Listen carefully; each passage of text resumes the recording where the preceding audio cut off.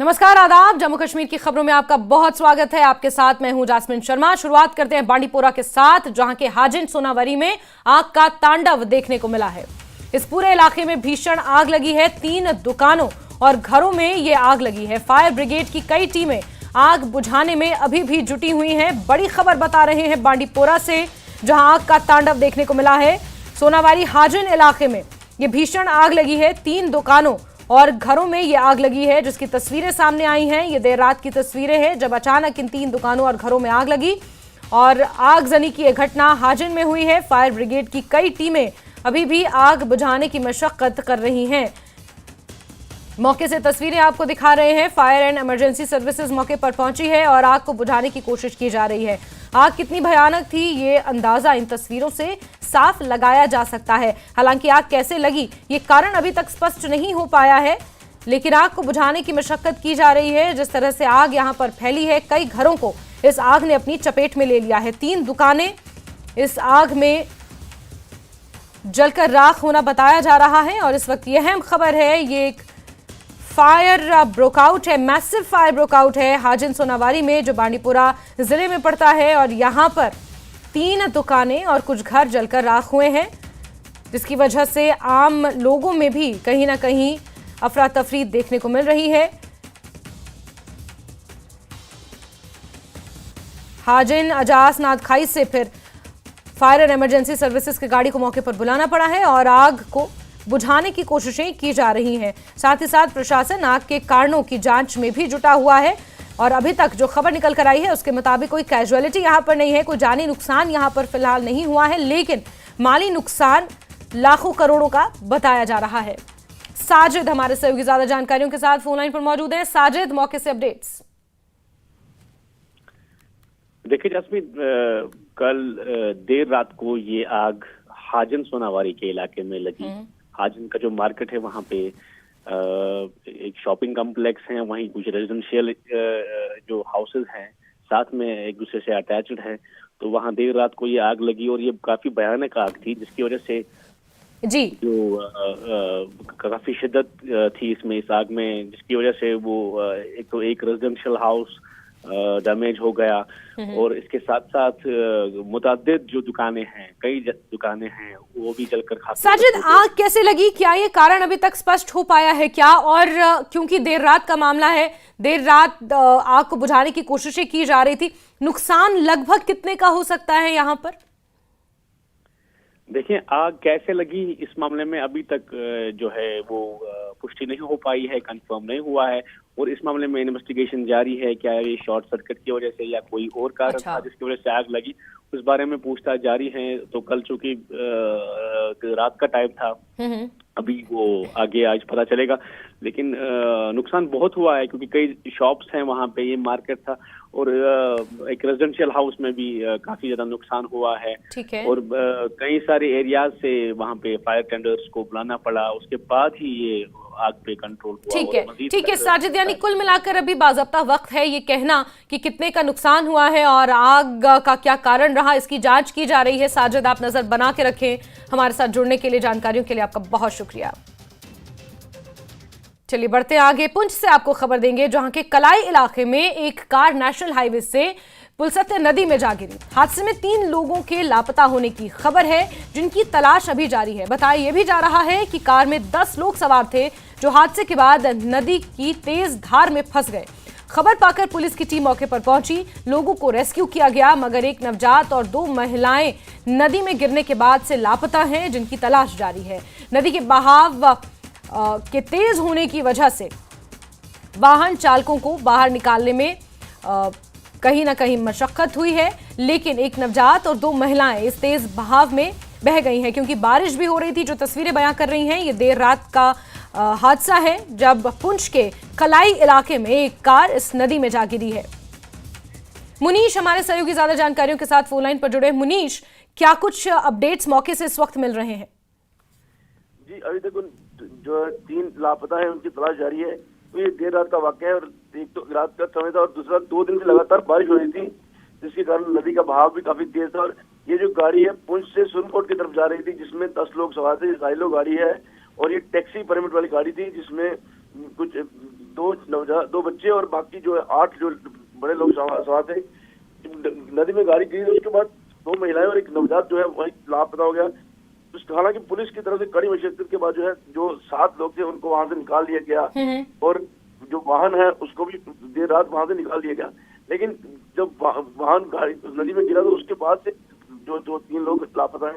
अभी सुबह उजाला होने के बाद फिर से आज शुरू की गई है, क्योंकि नदी जो है काफी तेज है और वहाँ पर जो जहाँ ये आता है वहाँ 2 नदियाँ मिलती हैं, एक पुरस नदी मिलती है, दूसरी सुरन नदी मिलती है, जिसके कारण लगता है कि वो दो महिलाएं जो है। मुनीश, तो क्या रात भर ये पूरा ऑपरेशन चलता रहा? क्योंकि जो तस्वीरें हम देख रहे हैं उसमें पुलिस के जवान भी हैं, काफी मशक्कत की जा रही है और बारिश भी हो रही है। अभी क्या मौके पर अभी भी रेस्क्यू ऑपरेशन जारी है? जी, रेस्क्यू ऑपरेशन देर रात तक जारी रहा और वाहन निकालने के बाद जो है रेस्क्यू ऑपरेशन खत्म कर दिया गया। अच्छा। लेकिन जो लापता है उनकी तलाश जारी है, क्योंकि रात को काफी अंधेरा था, उसके बावजूद जो है काफी देर तक कोशिश की गई कि कहीं वाहन के नीचे ना दबी हो, लेकिन जब वाहन निकाला गया तो वहां भी कुछ नहीं मिला।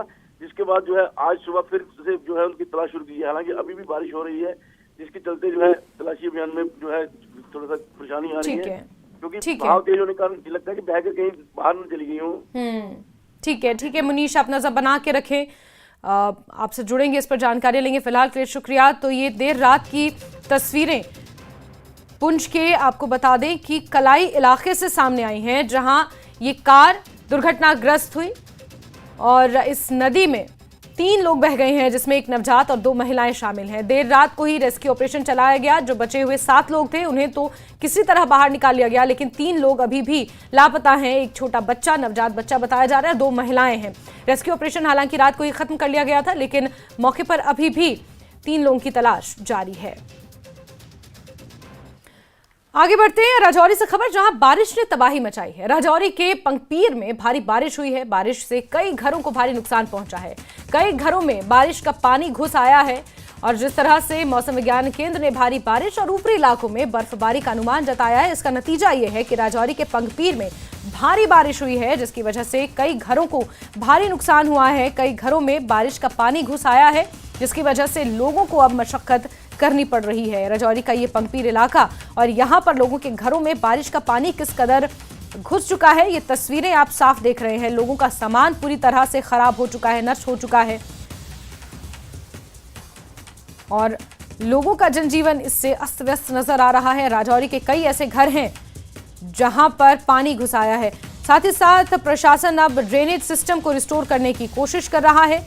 आम लोगों ने हालांकि प्रशासन पर आरोप भी लगाए हैं कि प्रशासन को बार बार अवगत कराने के बाद भी ड्रेनेज सिस्टम को यहां ठीक नहीं किया गया, जिसका नतीजा ये रहा कि राजौरी में भारी बारिश के बाद लोगों के घरों में ये पानी जा घुसा है, जिससे लोग अब परेशान हो रहे हैं। इस मुसीबत से 2-4 लोगों को होना पड़ रहा है।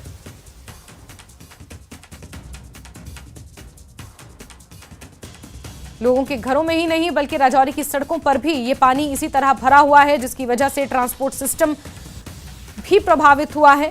कई गाड़ियां इसी तरह सड़कों पर पानी में फंसी हुई हैं। लेकिन लोगों के घरों की जो तस्वीरें सामने आई हैं, ये एक भयंकर नजारा है, जहां लोगों का पूरा सामान पूरी तरह से खराब हो गया है।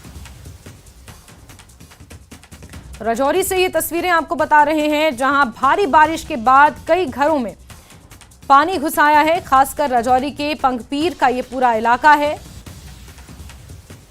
जहां लोगों के घरों में किस कदर बारिश का पानी भर चुका है और कहीं ना कहीं लोग इस प्रशासन को जिम्मेदार ठहरा रहे हैं कि सही तरह से ड्रेनेज सिस्टम या ड्रेनेज निकासी के लिए कोई व्यवस्था नहीं की गई थी, जिसका नतीजा ये हुआ है कि लोगों के घरों में ये पानी भरा हुआ है। लोगों को मुसीबतें हो रही हैं, लोग इससे परेशान हो रहे हैं। आगे आने वाले समय के लिए, आज तक के लिए भी भारी बारिश का अनुमान क्योंकि मौसम विज्ञान केंद्र ने जताया है और ऐसे में लोग प्रशासन को जिम्मेदार ठहरा रहे हैं। साथ ही साथ ये जो तस्वीरें सामने आई हैं, इससे साफ अंदाजा लगाया जा सकता है कि लोगों की परेशानियां राजौरी में किस तरह बढ़ी हुई हैं।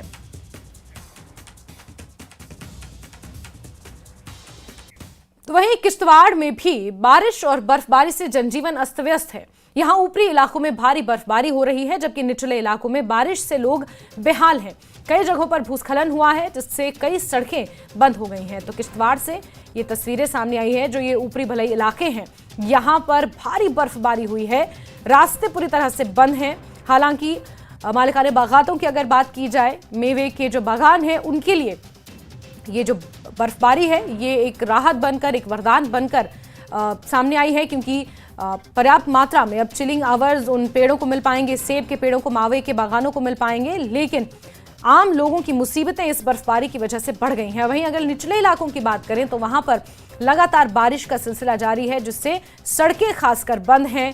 बर्फबारी की वजह से यातायात पर सीधा असर पड़ रहा है, लोगों की मुसीबतें बढ़ गई हैं। लेकिन अगर एनवायरनमेंट के हिसाब से देखें तो ये बर्फबारी बेहद ज़रूरी थी, जो चिल्लाई कलान में होनी थी लेकिन नहीं हुई और देर से हो रही है। ग्लेशियर्स के लिए ये बर्फबारी अच्छी है और क्लाइमेट चेंज के लिहाज से जो ये तस्वीरें सामने आई हैं कहीं ना कहीं ये चिंताजनक है। लेकिन भारी बर्फबारी जो ये हो रही है, मौसम यहाँ पर पूरी तरह से बदला हुआ है, दर्ज हरारत में गिरावट दर्ज की जा रही है। और किश्तवाड़ से ये तस्वीरें भी आपको दिखा रहे हैं। किश्तवाड़ का ऊपरी इलाका है जहाँ भारी बर्फबारी हुई है और निचले इलाकों में बारिश से लोगों की मुसीबतें बढ़ गई हैं।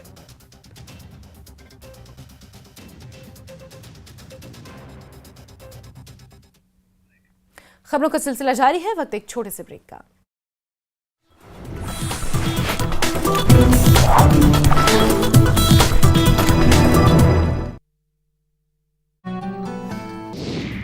टाउन हॉल तराल में बीजेपी ने किया एक कार्यक्रम का आयोजन। बीजेपी प्रवक्ता अल्ताफ ठाकुर भी रहे प्रोग्राम में मौजूद।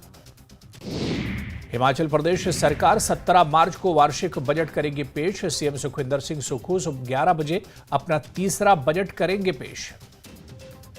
शिमला में बीजेपी प्रदेश अध्यक्ष डॉक्टर राजीव बिंदल ने की किसान सम्मान योजना की तारीफ। कहा हिमाचल के 9,73,000 किसानों को पहुंचा लाभ।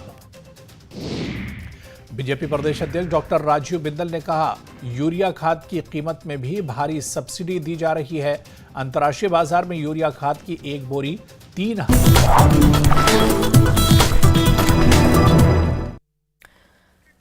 किश्तवाड़ के साथ ही कई और जगहों पर भी बारिश और बर्फबारी से भारी तबाही हुई है। कैसे, इस रिपोर्ट में देखिए।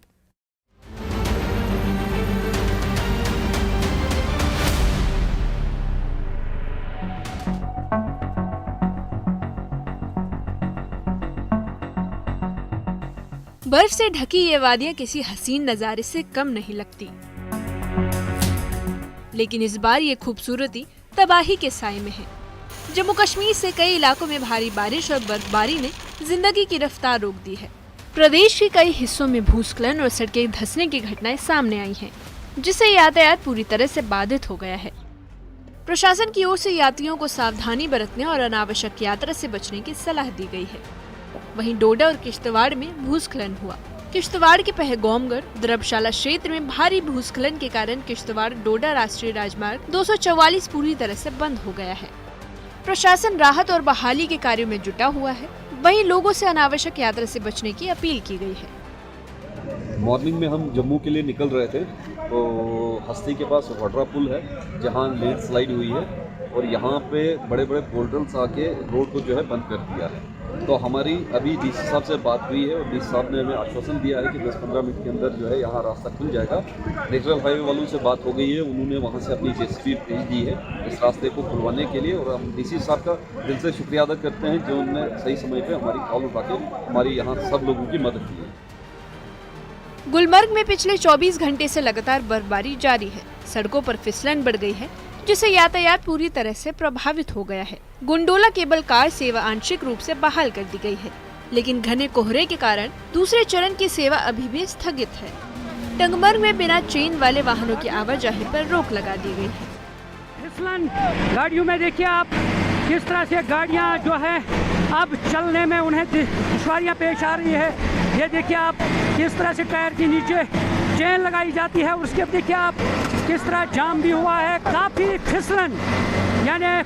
फिसलन यहाँ गुलमर्ग के इस हाईवे पे शुरू हो गया है। टंगमर्ग से ही टायर में जंजीर बांध कर की गाड़ी को जाने की इजाज़त दी जा रही है, मगर उसके बावजूद आप देख सकते हैं किस तरह से यहाँ फिसलन पैदा हो गया है और कई जगहों पर जो टायर में चेन लगी हुई है वो भी वहाँ पे ढीली हो जाती हैं और ढीले होने की वजह से ये परेशानियाँ लाहक हो रही है। कई जगहों पे जो चेन है वो टूट जाती है और उससे जो ट्रैफिक जाम है वो लग रहा है और काफ़ी मुश्किलात पेश आ रहे हैं। इन तस्वीरों में कि किस तरह से यानी तेज़ बर्फबारी हो रही है गुलमर्ग में, और कल से करीबन 1.5 से 2 फुट बर्फ़ जो है वो जमा हो चुकी है। और इसी तरह कंगडोरी और अफरवट की अगर हम बात करते हैं, वहाँ पे भी 2 फुट से ज़्यादा बर्फ़ जो है वो जमा हो चुकी हैं और काफ़ी मुश्किलात है। ये देखिए टायर किस तरह फिसलन हो रहा है और काफ़ी दुश्वारियाँ पेश आ रही है गाड़ियों को आगे जाने में। ये तस्वीरें आप खुद देख सकते हैं, अंदाज़ा लगा सकते हैं कि कितना मुश्किल होता है जो ड्राइवर्स हैं उनको गाड़ी चलाने में।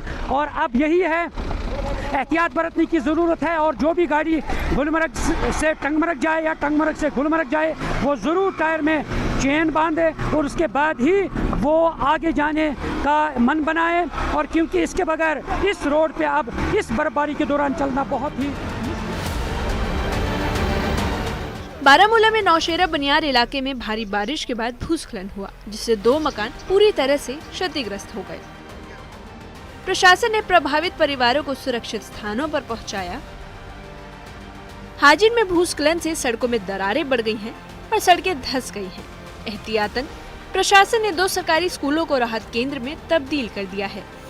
मींडर के कई गांवों में भारी ओलावृष्टि हुई, जिससे फसलों को नुकसान पहुंचने की आशंका है।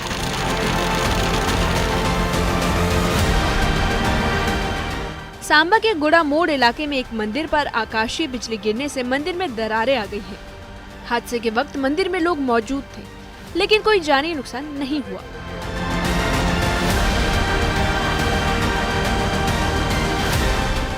मौसम विभाग ने अगले कुछ दिनों तक मौसम खराब रहने की संभावना जताई है। यात्रियों को ट्रैफिक कंट्रोल यूनिट से संपर्क करने और सुरक्षित मार्गों से यात्रा करने की सलाह दी गई है।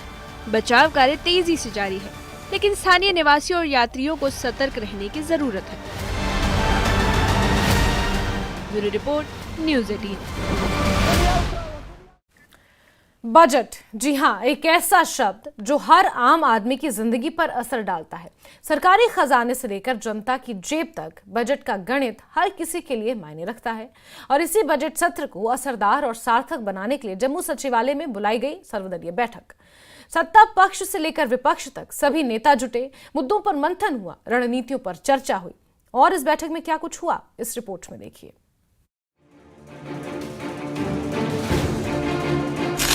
बजट सत्र से पहले जम्मू सचिवालय में स्पीकर अब्दुल रहीम राठर की अगुवाई में सर्वदलीय बैठक हुई, जिसका मकसद था बजट सत्र को सुचारू और असरदार बनाना। सत्ता पक्ष से लेकर विपक्ष तक तमाम राजनीतिक दलों के नेता बैठक में पहुंचे थे। नेशनल कॉन्फ्रेंस से अली मोहम्मद सागर और मुबारक गुल, कांग्रेस से गुलाम अहमद मीर, सीपीएम से यूसुफ तारिगामी और पीपल्स कॉन्फ्रेंस के सज्जाद गनी लोन तक सभी ने बैठक में शिरकत की। बैठक से पहले सत्ता और विपक्ष के सुर अलग अलग रहे। नेता प्रतिपक्ष सुनील शर्मा ने साफ कहा कि सत्र में कोई भी गैर संवैधानिक या एंटी नेशनल बिल पेश नहीं होने देंगे। वहीं कांग्रेस नेता गुलाम अहमद मीर ने कहा कि सर्वदलीय बैठक से दलों के बीच समन्वय बढ़ता है, लेकिन कांग्रेस का क्या रुख रहेगा, इस पर उन्होंने चुप्पी साध ली। जो सेशन है प्रोडक्टिव बनना चाहिए।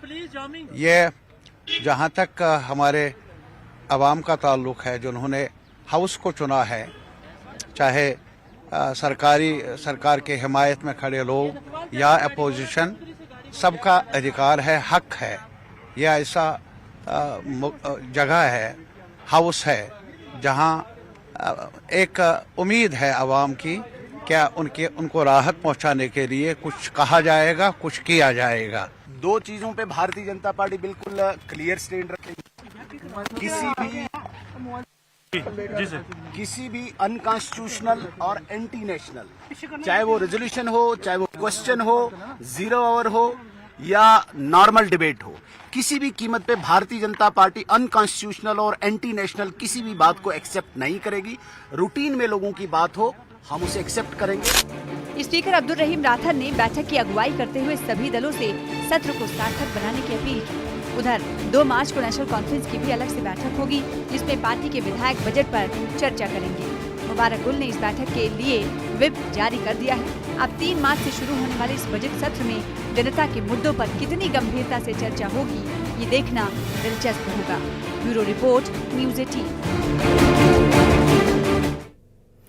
जम्मू कश्मीर में कांग्रेस हो या नेशनल कॉन्फ्रेंस, सभी पार्टियां एक ही सुर में राज्य के दर्जे की बहाली की मांग कर रही हैं। कांग्रेस के वरिष्ठ नेता तारिक हामिद कर्रा ने एक बार फिर से राज्य के पूर्ण दर्जे को लेकर आवाज बुलंद की है। वहीं केंद्रीय मंत्री रामदास अठावले का बयान भी इस मामले पर और ज्यादा तवज्जो खींच रहा है।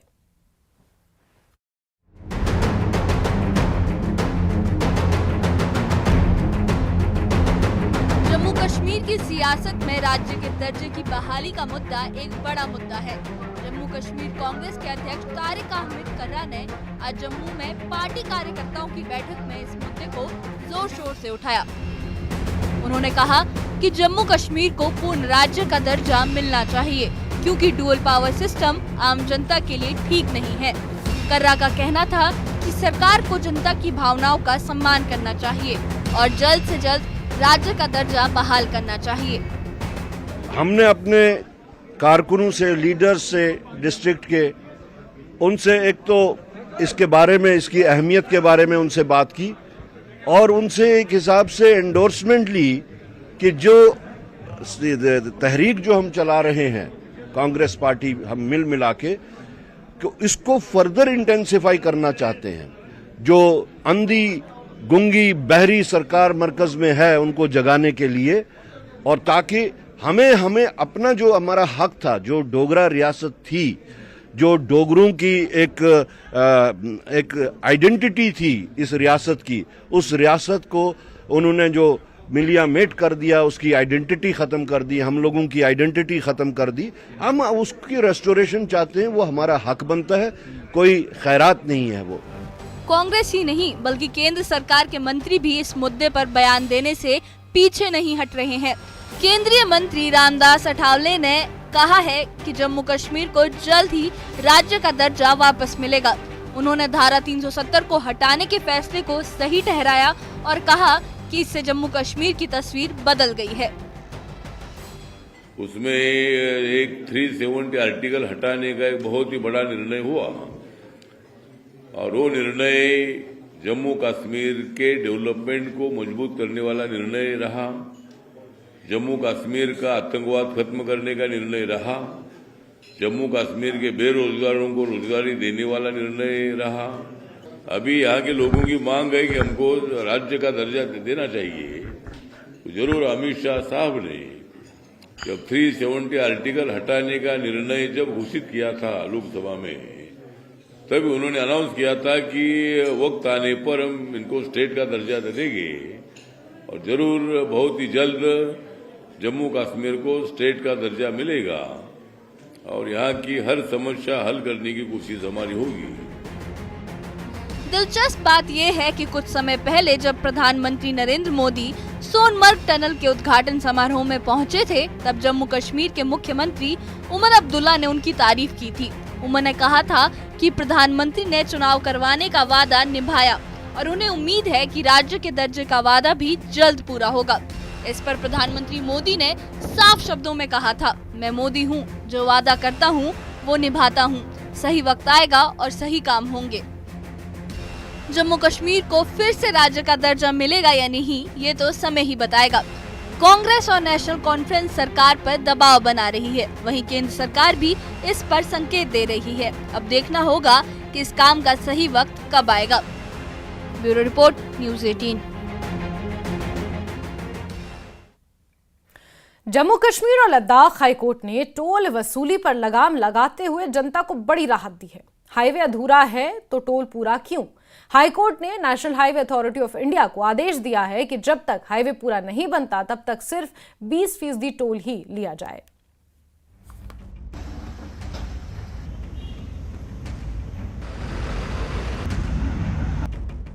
जम्मू कश्मीर और लद्दाख हाईकोर्ट ने नेशनल हाईवे 44 पर टोल वसूली को लेकर बड़ा आदेश दिया है।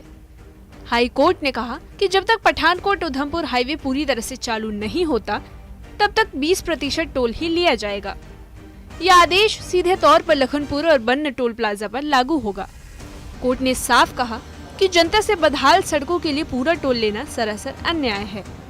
ये जो फैसला उच्च न्यायालय ने दिया है जनहित के समर्थन में, इसकी हम सराहना करते हैं और ये कहीं ना कहीं लोगों को राहत भी देगा और होना भी चाहिए, क्योंकि टोल तो लोग देते हैं, हम भी देते हैं जब कई बार निकलते हैं, तो टोल दिया जाता है सड़कों की बेहतर हालत के चलते। लेकिन अगर व्यवस्था ही लोगों के हित में नहीं है, अगर टूटी सड़कों से ही गुजरना है, गड्ढों से ही होकर गुजरना है, तो मैं नहीं समझता कि टोल दिया जाना चाहिए इस पर। तो अगर सही व्यवस्था हो, सही सड़कें हों, तो टोल देने वाला भी कभी भी हिचकिचाएगा नहीं। सिर्फ टोल कम करने का ही नहीं बल्कि हाई कोर्ट ने एक और बड़ा फैसला सुनाया है। अब नेशनल हाईवे 44 पर 60 किलोमीटर के दायरे में कोई भी नया टोल प्लाजा नहीं बनाया जाएगा। इतना ही नहीं, अगर सीमा के अंदर कोई टोल प्लाजा है तो उसे 2 महीने के भीतर हटाना होगा।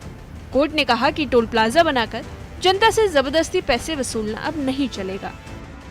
हाई कोर्ट ने आदेश दिया है कि 80% कम कर दिया है टोल को, तो अच्छी बात है पब्लिक के लिए जिनका रोज का आना जाना है। किस तरह देखते, कितने लोग, हजारों की तादाद में लोग आते हैं? हाँ आते हैं, सबको राहत मिलेगी, थोड़ी टोल कम हो गया है तो राहत तो मिलेगी। इस फैसले से सबसे ज्यादा राहत मिली है उन ट्रक ड्राइवरों को जो हर रोज उस रास्ते से सामान लेकर आते जाते हैं। ट्रक ड्राइवरों का कहना है कि टोल के बढ़ते खर्चों से उनका काम प्रभावित हो रहा था। बहुत बढ़िया भाजी, फायदा होएगा ਇਹਦੇ ਨਾਲ। ਪਹਿਲੇ ਕਿੰਨਾ ਲੱਗਦਾ ਸੀ? ਪਹਿਲੇ ਸਾਡਾ 200 ਰੁਪਏ ਲੱਗਦਾ ਸੀ। ਹੁਣ ਘੱਟ ਲੱਗੇਗਾ ਕਿੰਨਾ? ਹੁਣ ਜਿੱਦਾਂ ਤੁਸੀਂ ਕਹਿੰਦੇ ਹੋ ਵੀ ਘੱਟ ਲੱਗੇਗਾ, ਵਧੀਆ ਹੋਏਗਾ। ठीक है जी सर, होना चाहिए माफ, 80% होना चाहिए, 20% लगना चाहिए जी। कितना फायदा पहुंचेगा? 80% फायदा ही है फिर। हाँ, कोर्ट ने टोल के नाम पर हो रही लूट पर रोक लगा दी है। ये फैसला एक नजीर बन सकता है जिसे देश भर में अधूरे हाईवेज पर टोल वसूली पर सवाल उठेंगे। अब देखना होगा कि NHAI कितनी जल्दी इस आदेश को लागू करता है। Bureau report, news 18। और इसी के साथ बुलेटिन में फिलहाल के लिए बस इतना ही, लेकिन खबरों का सिलसिला यूं ही जारी रहेगा। हमारे साथ बने रहिए। नमस्कार।